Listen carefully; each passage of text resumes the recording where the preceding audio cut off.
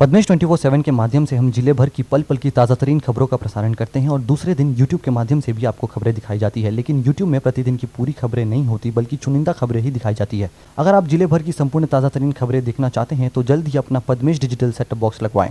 Setup box लगवाने के लिए संपर्क करें 07632240222 या फिर 8319969927।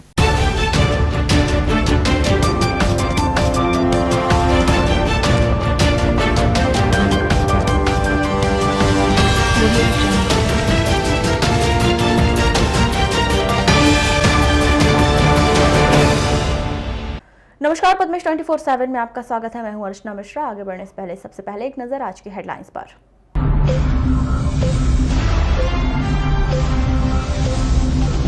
एसएससी परीक्षा पास करने वाले अभ्यर्थियों का टूटा सपना, 3 साल बाद मेरिट सूची से किए गए बाहर। वारासिवनी के कटंगझरी में प्रशासन की छापामार कार्रवाई, 6 टन मैग्नीज जब्त। शासन का तुगलकी फरमान, घर बैठाए गए होमगार्ड के 25 जवान, 2 महीने नहीं मिलेगा वेतन। और कलम खाकर कैल्शियम की कमी पूरी कर रहे लोग, विशेषज्ञों ने गिनाए नुकसान।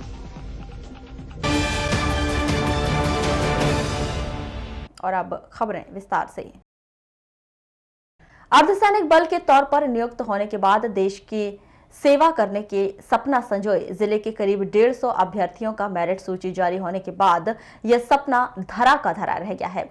बता दें कि एसएससी जीडी की भर्ती को लेकर जिले के अभ्यर्थियों ने नियुक्ति के लिए काफी मशक्कत के बाद तमाम परीक्षाओं को पास कर लिया, लेकिन अब 31 जनवरी को मेरिट सूची जारी हुई तो उनके नाम मेरिट सूची से नदारद थे, क्योंकि रिक्त पदों के हिसाब से मेरिट सूची जारी नहीं की गई थी। शासन की इस नीति के खिलाफ आज अभ्यर्थियों ने कलेक्टर कार्यालय पहुंचकर जिला प्रशासन को ज्ञापन सौंपा।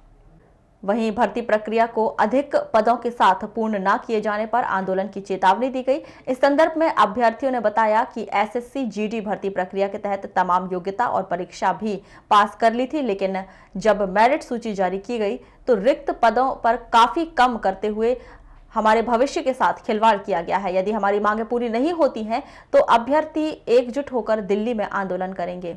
18 में एसएससी जीडी का भर्ती निकला, जिसमें मेडिकल, फिजिकल, रिटन सारे टेस्ट पास करके आज फाइनल मेरिट लिस्ट आई जनवरी 2021 को। उसमें हम बाहर हो चुके हैं। हमारे ओवर एज होने के कारण हम इस आने वाली भर्ती में हम बाहर हो जाएंगे और सरकार से यही अनुरोध है कि हमारे जो केंद्र में जो नित्यानंद राय जी हैं, जो संसद में 1,11,000 पोस्ट ऑलरेडी एसएससी जीडी की खाली पड़ी हुई है और 54,000 पोस्ट पे अभी फाइनल मेरिट लिस्ट निकाल के भर्ती कराया गया है। 2018 में 54,000 पोस्ट निकली तो इसको बढ़ा करके 60,210 पोस्ट किया गया और अभी फाइनल मेरिट लिस्ट 54,000 पोस्ट की निकाली गई है और बाकी जो कैंडिडेट है जिनकी ओवरेज होने के कारण हमारी रणनीति यह है कि हम लोग अभी जो भी है जिला प्रशासन में जो भी पत्र जो भी भेज रहे हैं आवेदनों के, अब 14 फरवरी को हम राजघाट जंतर मंतर में दिल्ली ऑल इंडिया के जो भी कैंडिडेट एसएससी जीडी के करीब 55,000 ये लोग सभी हम दिल्ली यानी कि हाई कोर्ट में और 15 राज्यों में कम से कम हाई कोर्ट केस हो चुका है। अच्छा, ये जो अभी भर्ती निकाले थे तो क्या इसमें वेटिंग है लिस्ट थी या कब से भर्ती, यानी 3 साल हो गए?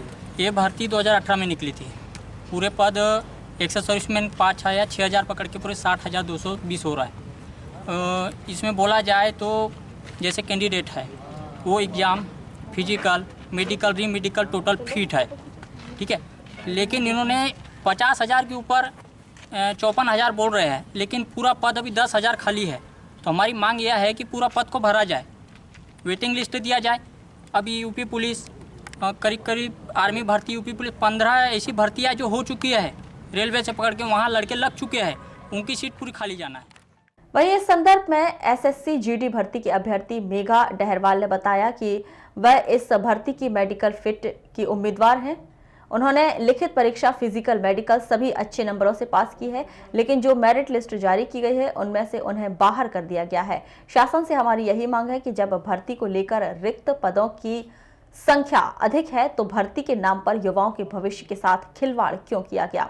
उन्होंने कहा कि जो 6000 से अधिक पदों पर भर्ती होना था, लेकिन करीब 10,000 पद कम कर दिए गए हैं। उन्होंने कहा कि यह काफी गंभीर समस्या है, इस पर शासन प्रशासन को ध्यान देने की जरूरत है। मैं 2018 SSC GD की मेडिकल फिट कैंडिडेट हूँ। मैंने लिखित परीक्षा, फिजिकल, मेडिकल सभी में अच्छे नंबरों से पास किया है। जब मेरिट लिस्ट आई 31 जनवरी को, तो उसमें हम लोगों का नाम नहीं था। मैं सरकार से यही चाहती हूँ कि जब आपके पास खाली पद है तो आप हम फिट कैंडिडेटों को दिया जाए। और जो नई भर्ती आप ला रहे हैं तो किसके लिए ला रहे हैं? जब युवा ही बेरोजगार है, हम फिट कैंडिडेट जब आपके पास है तो आप ये भर्ती हमें दी जाए। और सर, हम ये नई भर्ती का विरोध करते हैं क्योंकि हमारी ओवरएज हो चुकी है। हम लोग जब मेडिकल, फिजिकल फिट कैंडिडेट है, हमको जब इस भर्ती में शामिल नहीं किया जा रहा है तो अगली भर्ती में हम क्या उम्मीद लगाए सरकार से कि हमको शामिल किया जाएगा। अच्छा, कितने कैंडिडेट होंगे हमारे जिले से? हमारे जिले से लगभग अभी मतलब 150 से 200 कैंडिडेट है। महिलाएं भी है उसमें कुछ, और लड़के भी हैं। लड़कों की बहुत ज़्यादा संख्या है।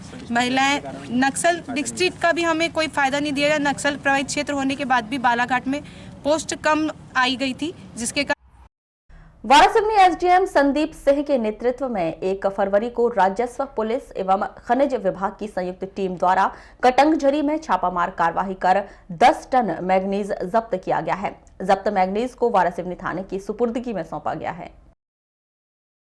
कटंगझरी में मोहसिन खान के मैग्नीज प्लांट की आकस्मिक जांच की गई तो पाया गया कि उसे मैग्नीज डंप करने और प्रोसेसिंग करने की कोई अनुमति नहीं दी गई है। इसके बाद भी उसके द्वारा मैग्नीज के प्रोसेसिंग की इकाई अवैध रूप से संचालित की जा रही है। जांच के दौरान प्लांट में 6 ton manganese, 4 ton processed manganese और 1.50 टन कोयला पाया गया है। इस तरह प्लांट में पाए गए कुल 11.50 टन मैग्नीज व कोयले को जब्त कर लिया गया है और वारासिवनी थाने के सुपुर्द कर दिया गया है।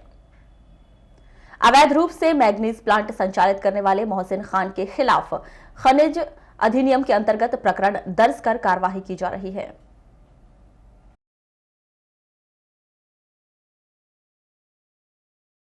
अवैध टाइप की गतिविधियां चल रही हैं मिनरल से रिलेटेड, खनिज से रिलेटेड। इसी संबंध में हम लोगों ने एक जांच की अभी। तो कटंगझरी में एक फेरोमैग्नीज प्लांट चल रहा था, ऐसे सूचना आ रही थी। तो हम लोगों ने जाके वहाँ पे देखा तो फेरोमैग्नीज प्लांट चल रहा है, प्रोसेसिंग यूनिट लगी है। उसके दस्तावेज देखने के उपरांत ये पता चला कि प्रोसेसिंग यूनिट का लाइसेंस नहीं है उनके पास।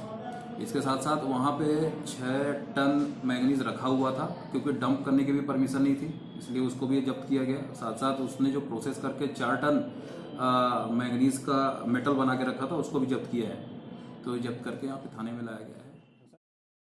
निश्चित ही हम आपको एक ऐसी खबर दिखाने जा रहे हैं जिसे देखकर आपको 1990 का दशक याद आ जाएगा, जब हमने और आपने पढ़ाई की शुरुआत के दौरान कलम और स्लेट पट्टी का उपयोग किया हो।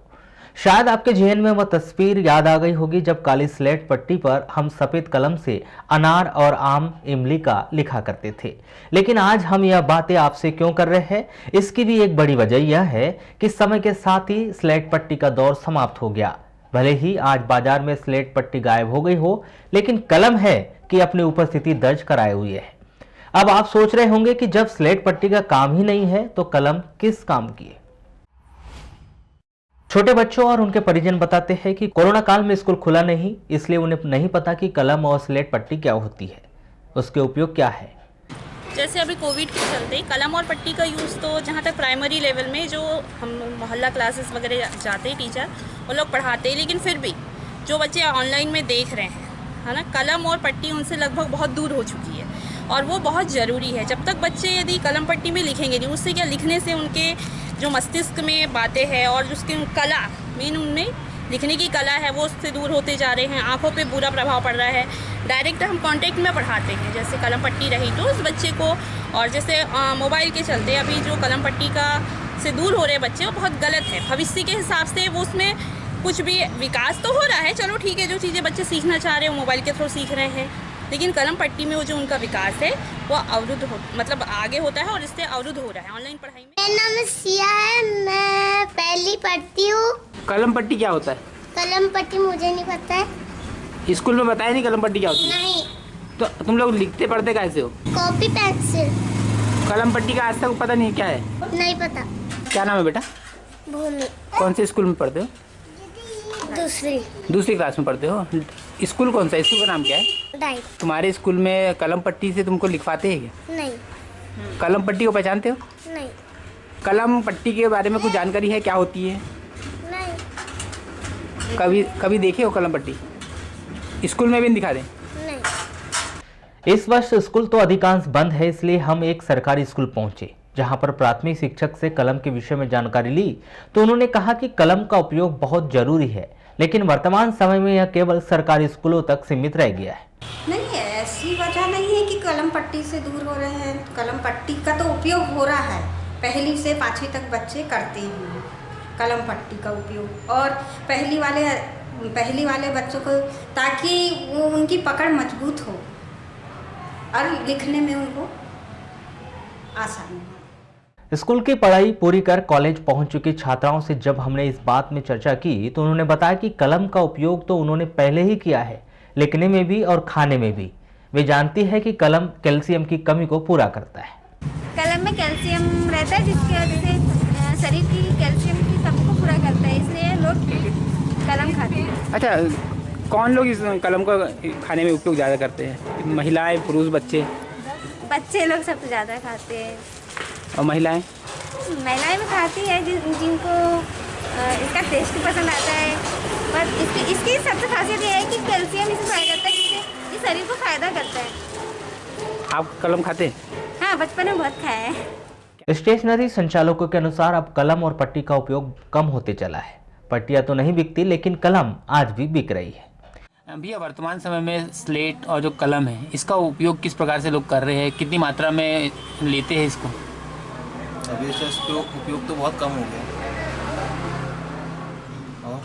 और किस प्रकार का इसका उपयोग था? वर्तमान में क्या स्थिति है कलम और पट्टी को लेकर? वर्तमान में तो सप्लाई में जाती है, बस चिल्लर में नहीं बिकती। और कलम का उपयोग भी कम हो गया। तो सर, आपके पास में किस प्रकार के लोग आते हैं कलम लेने के लिए? स्कूल वाले बस। बच्चे आते हैं? बच्चे नहीं आते, स्कूल में जो गवर्नमेंट की तरफ से बांटने का आता है ना फंड, वही देते हैं। स्कूल से आते हैं।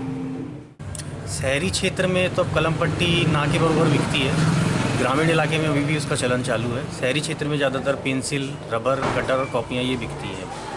अच्छा, शहरों में जो कलम और पट्टी ले जाते हैं उसका उपयोग क्या कर रहे हैं? कल में अब तो ज़्यादातर घर की लेडीज़ें खाने के लिए यूज़ होती हैं, उनका बाकी यूज़ तो कोई है नहीं। बाकी शहरों में कलम बहुत कम ही बिकती है, ग्रामीण क्षेत्रों में बिकती है। शहरों में चौक भी बहुत कम हो गया पहले से ज़्यादा। आपका परमानेंट मार्कर, वो वाइट बोर्ड मार्कर आ गया है, वाइट बोर्ड आ गए हैं, तो चौक भी कम बिकती है। ग्रामीण क्षेत्रों में ही चौक और कलम चलता है। ये राजस्थान से आती है कलम यहाँ। ग्राहक आते हैं, एक डब्बी 2 डब्बी उसकी जो पैकेट आते हैं वो खरीदने आते हैं ग्राहक। और ग्रामीण क्षेत्रों में पेटियों से जाती है, क्योंकि वहाँ आज भी कलम और पट्टी का चलन चालू है। निश्चित ही कलम और पट्टी की पर काफी बात हो गई। अब बात करते हैं, जब पट्टी नहीं बिक रही है तो कलम की बिक्री आखिरकार कहाँ हो रही है? जिला अस्पताल के चिकित्सक बताते हैं कि कलम चूने की बनी होती है, जो कैल्शियम की कमी को पूरा करता है, इसलिए लोग कलम खाते हैं, लेकिन कलम खाने के दुरुपयोग बहुत अधिक है। देखिए, कलम क्या है, चूने का एक फॉर्म रहता है जिससे कलम बनाए जाते हैं, जो ज़्यादातर स्कूल के बच्चे अपनी स्लेट में पहले के बच्चे जो होते थे वो यूज़ करते थे।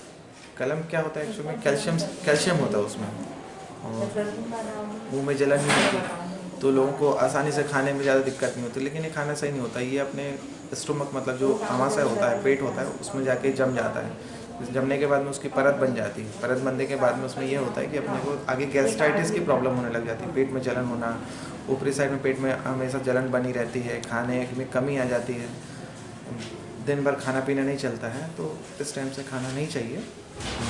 महिलाओं में अक्सर क्या होता है कि कामकाजी होती हैं, घर का काम करती रहती है, दिन भर धूप में निकल नहीं पाती है। एक्चुअल में जो कैल्शियम हमारी बॉडी में कैसे बनता है कि हम जो सनलाइट होती है, जैसे मतलब धूप, सूर्य की किरणें, वो हमारे शरीर में चमड़ी पर पड़ती है, उससे एक रिएक्शन होती है जिसमें पॉलीकैल्सिफेरॉल फॉर्मेशन होता है, जिसमें हमारी बॉडी में कैल्शियम की कमी को दूर करता है। हमें कैल्शियम अलग से लेने की ज़रूरत नहीं पड़ती। लेकिन महिलाएं कामकाजी होती है, घर का काम करती हैं, धूप में जा नहीं पाती हैं, जिसके कारण अक्सर उनके शरीर में कैल्शियम की कमी बन जाती है। जो कम उम्र में 30 से 35 साल की उम्र में ही जोड़ों में दर्द होना, पीठ में दर्द होने की शिकायत करती रहती हैं। इसलिए उनको हर दिन पर डे एक कैल्शियम का डोज लेना चाहिए, जो 1 माह से 3 माह का होता है। हर दिन एक कैल्शियम की गोली लेना चाहिए। मेरा आप लोग से अनुरोध है, सजेशन है कि आप लोग अपने कैल्शियम की कमी को दूर करने के लिए इस टाइप के कलम या चॉक मत खाइए। कैल्शियम की रोज़ एक डोज लीजिए, जिससे आपके कैल्शियम की कमी को दूर किया जा सकता है। निश्चित ही इस समय कलम खाकर लोग कैल्शियम की कमी को दूर कर रहे हो, लेकिन उन्हें नहीं मालूम कि वे भविष्य के लिए कितनी बड़ी बीमारी और आफत को न्योता दे रहे हैं। बालाघाट से पद्मेश 24/7 के लिए कमल कोडले की रिपोर्ट। जिला होमगार्ड कमांडेंट जीपी पंद्रे के सेवानिवृत्त होने पर जिला डिंडौरी के होमगार्ड कमांडेंट एल के उद्दे को बालाघाट होमगार्ड कमांडेंट का प्रभार सौंपा गया है। आपको बता दें कि जिला होमगार्ड कमांडेंट श्री उद्दे के पास वर्तमान में जिला डिंडौरी और मंडला का भी अतिरिक्त प्रभार है। इस संदर्भ में सहायक उप निरीक्षक होमगार्ड विभाग महेश कुमार उइके ने बताया कि 31 जनवरी को जिला होमगार्ड कमांडेंट श्री पंद्रे सेवानिवृत्त हो चुके हैं और 1 जनवरी से बालाघाट होमगार्ड कमांडेंट का प्रभार डिंडौरी के होमगार्ड कमांडेंट श्री उद्दे संभालेंगे। वहीं अब वे जिला होमगार्ड कमांडेंट बालाघाट के तौर पर जिले को अपनी सेवाएं देंगे। इस संदर्भ में सहायक उप निरीक्षक होमगार्ड विभाग महेश कुमार उइके ने बताया कि 31 जनवरी को जिला होमगार्ड कमांडेंट श्री पंद्रे सेवानिवृत्त हो चुके हैं। 1 फरवरी से बालाघाट होमगार्ड कमांडेंट का प्रभार डिंडौरी के होमगार्ड कमांडेंट श्री उद्दे संभालेंगे। मुख्यालय के निर्देशानुसार श्रीमान डिविजनल कमांडेंट महोदय और मुख्यालय के आदेशानुसार डिंडौरी जिला से श्रीमान श्री एल के उद्दे डिस्ट्रिक्ट कमांडेंट जिला डिंडौरी से बालाघाट जिले में प्रभार लेने का आज डीजी कार्यालय में जारी आदेश के तहत जिले के होमगार्ड विभाग के 2 दर्जन से अधिक होमगार्ड सैनिकों को 2 महीने के लिए ड्यूटी से अलग कर दिया गया है। यह आदेश डायरेक्टर जनरल होमगार्ड विभाग के द्वारा जारी किया गया है। बता दें कि होमगार्ड विभाग में पहले से ही सैनिकों की कमी है। होमगार्ड विभाग जिला कार्यालय में कुल 335 पद स्वीकृत हैं, लेकिन वर्तमान में केवल 149 जवान अपनी सेवाएं दे रहे हैं। वहीं 1 फरवरी से 25 जवानों को रिलीव कर दिया गया है, जिसका असर जिले की व्यवस्थाओं पर पड़ना लाजमी है। लेकिन विभाग के वरिष्ठ अधिकारी व्यवस्थाओं को बेहतर बनाने की बात कह रहे हैं। इस संदर्भ में होमगार्ड विभाग के सहायक उप निरीक्षक महेश कुमार उइके ने बताया कि होमगार्ड विभाग के जवानों को 1 साल में 2 माह के लिए ड्यूटी से ऑफ कर दिया जाता है और वर्ष 2016 के पूर्व जिन जवानों की भर्ती हुई है उन्हें 3 साल में 2 माह के लिए ड्यूटी ऑफ दिया जाता है। यह एक प्रशासकीय प्रक्रिया है जिसके आदेश वरिष्ठ स्तर पर आते हैं। हमारे होमगार्ड मुख्यालय के आदेश डीजी महोदय के आदेशानुसार मुख्यालय के जो भी परिपत्र हैं उनके आदेश के अनुसार जो कार्य चल रहा था उस कार्य से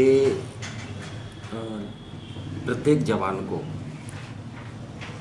2 माह ड्यूटी ऑफ करने के आदेश आए हुए हैं और ये मध्य प्रदेश में ही मतलब वरिष्ठ कार्यालयों के आदेशानुसार वरिष्ठ सभी जगह में मतलब ये 2-2 माह जवानों को रिलीव करने के आदेश हुए हैं। इस सत्र में बालाघाट जिले में कुल स्वीकृति जवानों की स्वीकृति 335 की है, जिसमें से आज की स्थिति में 149 जवान बालाघाट जिले में उपलब्ध रहे हैं और आज 1 फरवरी से 25 जवान रिलीव जाएंगे ड्यूटी से।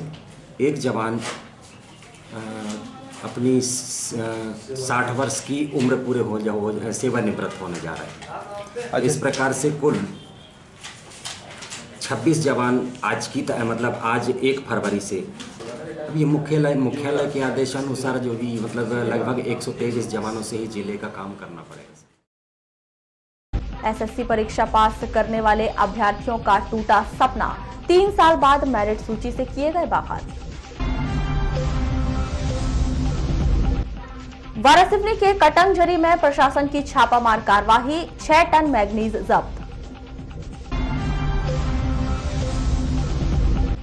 शासन का तुगलकी फरमान, घर बैठाए गए होमगार्ड के 25 जवान, 2 महीने नहीं मिलेगा वेतन।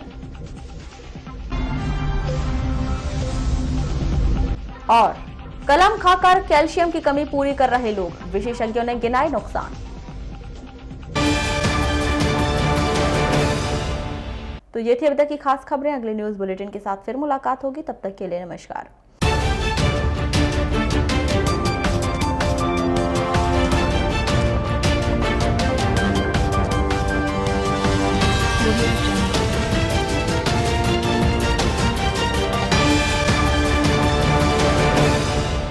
बुलेटिन के अंत में एक बार फिर नजर डालते हैं आज के हेडलाइंस पर।